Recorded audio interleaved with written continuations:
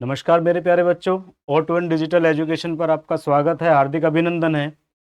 मैं आपका physics teacher Arvind sir.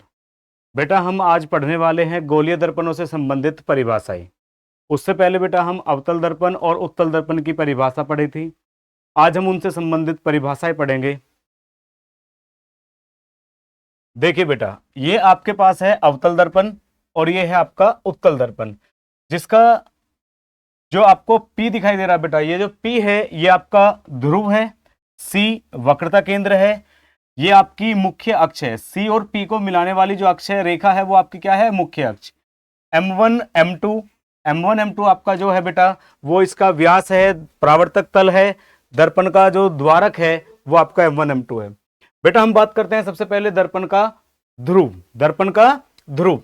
दर्पण में जो परावर्तक तल है बेटा, जो परावर्तक तल है M1 M2 का जो केंद्र बिंदु है, जो केंद्र बिंदु P है, वो क्या है बेटा? दर्पण का ध्रुव है। दर्पण में परावर्तक तल का केंद्र बिंदु P ध्रुव कहलाता है। क्या कहलाता है बेटा? ध्रुव कहलाता है। हमारे पास बेटा नंबर 2 पॉइंट है वक्रता केंद्र। क्या है बेटा? वक्रता केंद्र। गोलीय दर्पण, ये जो आपके बेटा उत्तल दर्पण और अवतल दर्पण होते हैं, ये गोलीय दर्पण के बने होते हैं। गोलीय दर्पण के जो दो पार्ट हैं वो आपके अवतल दर्पण और उत्तल दर्पण थे। गोलीय दर्पण कांच के जिस खोखले गोले के भाग होते हैं, गोलीय दर्पण जिस कांच के खोखले गोले के भाग होते हैं, उस गोले के केंद्र को, जो सी आपको दिखाई दे रहा है बेटा, वो आपका क्या है? वक्रता केंद्र। गोलीय दर्पण कांच के जिस खोखले गोले के भाग होते हैं, उसे गोले के केंद्र का क्या कहते हैं बेटा? वक्रता केंद्र कहते हैं, और इसे कैपिटल सी से प्रदर्शित करते हैं। हमारे पास बेटा नंबर 3 है वक्रता त्रिज्या। क्या है बेटा? वक्रता त्रिज्या। जैसा हमने अभी पढ़ा वक्रता केंद्र में कि गोलीय दर्पण कांच के जिस खोखले गोले के भाग होते हैं, उस खोखले गोले के केंद्र को क्या कहते हैं बेटा? हम वक्रता केंद्र कहते हैं। ऐसी उस खोखले गोले के जो त्रिज्या है, खोखले गोले की जो त्रिज्या है, उसे हम वक्रता त्रिज्या कहते हैं। तो परिभाषा क्या बनी मेरे बच्चों? गोलीय दर्पण कांच के जिस खोखले गोले के भाग होते हैं, उस गोले की त्रिज्या को वक्रता त्रिज्या कहते हैं। इसे कैपिटल आर से प्रदर्शित करते हैं। बेटा जो आपके पास में सी से पी तक की जो दूरी है, वो आपकी वक्रता त्रिज्या है। सी से पी तक जितनी भी दूरियां होती हैं बेटा, वो ध्रुव से नापी जाती हैं। किससे नापी जाती हैं? ध्रुव से। तो जो आपका ये आपको पीसी आपको जो दिखाई दे रहा है, वो आपका क्या है? वो आपकी वक्रता त्रिज्या है। क्या है बेटा? वक्रता त्रिज्या। अब आते हैं बेटा नंबर 4 पॉइंट पे, मुख्य अक्ष पर। हमने बेटा देखा कि गोलीय दर्पण में, अवतल दर्पण और उत्तल दर्पण में एक हमारे पास ध्रुव है। ध्रुव जो हमारे पास था, वो परावर्तक तल का केंद्र बिंदु, परावर्तक तल का केंद्र बिंदु, जो बिंदु P है, वो आपका क्या था? ध्रुव। और जो आपके पास वक्रता केंद्र था, वक्रता केंद्र गोलीय दर्पण जिस खोखले गोले के बने होते हैं, उनका जो केंद्र होता है, वो वक्रता केंद्र कहलाता है। तो मेरे प्यारे बच्चों, जो मुख्य अक्ष है, जो आपकी मुख्य अक्ष है, वो मुख्य अक्ष आपकी वक्रता केंद्र और ध्रुव को मिलाने वाली रेखा, ध्रुव को मिलाने वाली रेखा क्या कहलाती है बेटा? मुख्य अक्ष। सी और पी को मिलाने वाली, ये बेटा आपकी क्या है? ये आपके पास है मुख्य अक्ष। सी को और पी को मिलाने वाली, समझ गए मेरे प्यारे बच्चों? दर्पण के वक्रता केंद्र तथा ध्रुव को मिलाने वाली रेखा मुख्य अक्ष कहलाती है। आगे हम बढ़ते हैं बेटा नंबर 5। हमारे पास आता है दर्पण का द्वारक। क्या आता है बेटा? दर्पण का द्वारक। दर्पण का जो परावर्तक तल है, परावर्तक तल का जो व्यास है बेटा M1 M2, ये बेटा इसका परावर्तक तल है। ये उत्तल दर्पण में परावर्तक तल है। ठीक है बेटा? दर्पण का जो परावर्तक तल है, उसका व्यास M1 M2 क्या कहलाता है बेटा? हमारा दर्पण का द्वारक कहलाता है। दर्पण का द्वारक कहलाता है। बेटा ध्यान दे लीजिएगा, आपके पास में अवतल दर्पण और उत्तल दर्पण दोनों चित्र आपके सामने बने हुए हैं। इसमें बेटा जो हमारे पास उत्तल दर्पण है, उसमें ध्रुव P, वक्रता केंद्र C, और जो बेटा ये जो वक्रता केंद्र C से M1 को जो मिलाने वाली रेखा, ये अभिलंब होती है। यदि हम वक्रता केंद्र को आपके पास जो दर्पण है, उनके किसी भी बिंदु से मिला दें, तो उसे कहते हैं हम क्या बेटा? उसे अभिलंब कहते हैं। क्या कहते हैं बेटा? अभिलंब कहते हैं। अब हमारे पास आता है बेटा फोकस, या फिर हम कह सकते हैं मुख्य फोकस। फोकस अथवा मुख्य फोकस, ये कहता है बेटा गोलीय दर्पण में मुख्य अक्ष के समांतर। बेटा मुख्य अक्ष हमारे पास क्या है? सीपी। सी और पी को मिलाने वाली रेखा, वक्रता केंद्र और ध्रुव को मिलाने वाली रेखा क्या है बेटा? हमारे पास मुख्य अक्ष। तो मुख्य अक्ष के समांतर आने वाली आपतित किरणें, कौन सी किरणें बेटा? आपतित किरणें या मुख्य अक्ष के समांतर चलने वाली प्रकाश की किरणें परावर्तन के बाद जिस बिंदु पर मिलती हैं, अगर निश्चित बिंदु है कोई हमारे पास, उस पर वास्तव में मिलती हैं, अगर वास्तव में मिलती है यानी कि अवतल दर्पण की हम बात कर रहे हैं, या उनसे आती हुई प्रतीत होती हैं, आती हुई प्रतीत होती है। बेटा उत्तल दर्पण की बात कर रहे हैं आपके सामने, ये रहा बेटा उत्तल दर्पण और ये रहा आपका अवतल दर्पण। गोलीय दर्पण में मुख्य अक्ष के समांतर चलने वाली प्रकाश की किरणें दर्पण से परावर्तन के बाद मुख्य अक्ष के किसी निश्चित बिंदु पर आकर वास्तव में मिलती हैं या उनसे आती हुई प्रतीत होती हैं, तो उसे कहते हैं बेटा हम मुख्य फोकस। क्या कहते हैं बेटा? मुख्य फोकस कहते हैं। और इसे कैपिटल एफ से प्रदर्शित करते हैं। ये आपके पास में सब समांतर चलने वाली प्रकाश किरणें परावर्तन के बाद किस पर मिली बेटा? मुख्य फोकस एफ पर। इसे कहते हैं अवतल दर्पण का मुख्य फोकस। और ये हमारे पास में जो एफ है ये उत्तल दर्पण का मुख्य फोकस है। किसका बेटा? उत्तल दर्पण का मुख्य फोकस है। इसके बाद हमारे पास आता है बेटा फोकस दूरी। क्या आता है बेटा? फोकस दूरी। गोलीय दर्पण के ध्रुव जो आपका P है, गोलीय दर्पण के ध्रुव तथा फोकस तक के बीच की जो दूरी है, फोकस F तक, PF यानी कि P से लेकर कहां तक बेटा? F तक। आपको चित्र में भी दिखाई दे रहा होगा, इस P से लेकर कहां तक बेटा? F तक। यहां भी आप देख सकते हो बेटा, इस P से लेकर कहां तक बेटा? F तक।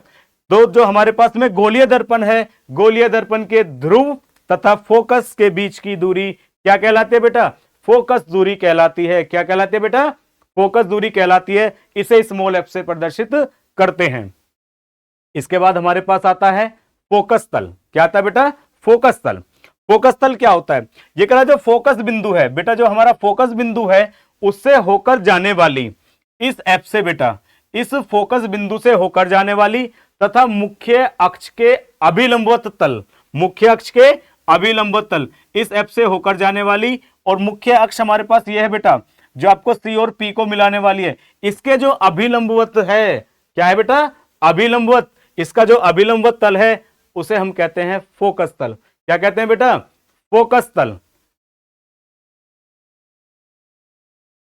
चलिए बेटा हमारे पास नेक्स्ट क्वेश्चन है फोकस दूरी तथा वक्रता त्रिज्या में संबंध। वैसे तो बेटा हम सब जानते हैं जो फोकस दूरी होती है वो वक्रता त्रिज्या की क्या होती है बेटा? आधी होती है। फोकस दूरी वक्रता त्रिज्या की आधी होती है, F बराबर R/2।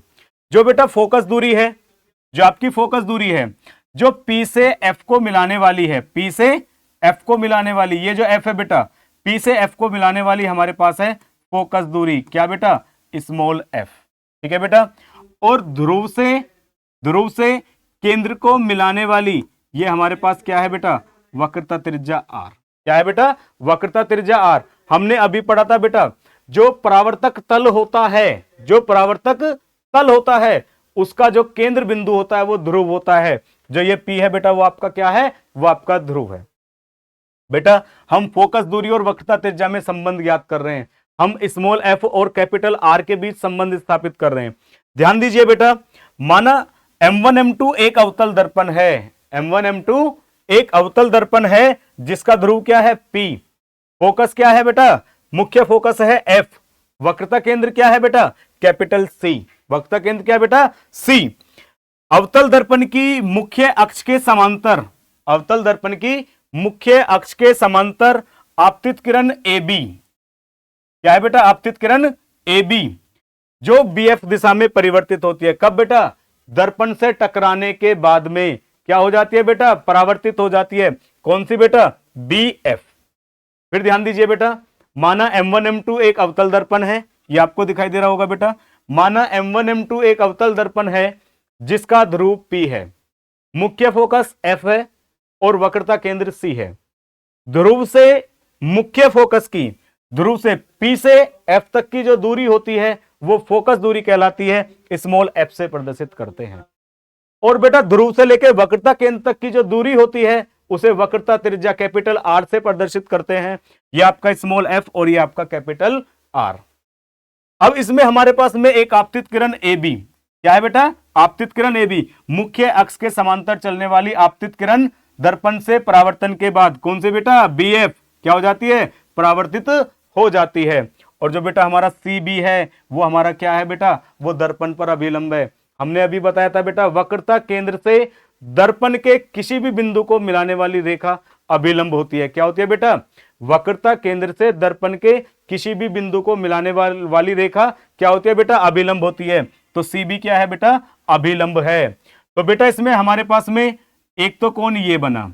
हमने परावर्तन के नियम में क्या पढ़ा था? आपतित किरण और अभिलंब, आपतित किरण और अभिलंब के बीच बनने वाला कोण कौन सा बेटा? आपतन कोण। ये हमारे पास में कौन सा कोण है बेटा? आपतन कोण। अभिलंब और परावर्तित किरण के बीच कौन सा कोण बेटा? परावर्तन कोण। कौन सा कोण है बेटा? Small R. अगर अब हम ध्यान देंगे बेटा तो ये हमारे पास में दोनों कैसे हो गए बेटा?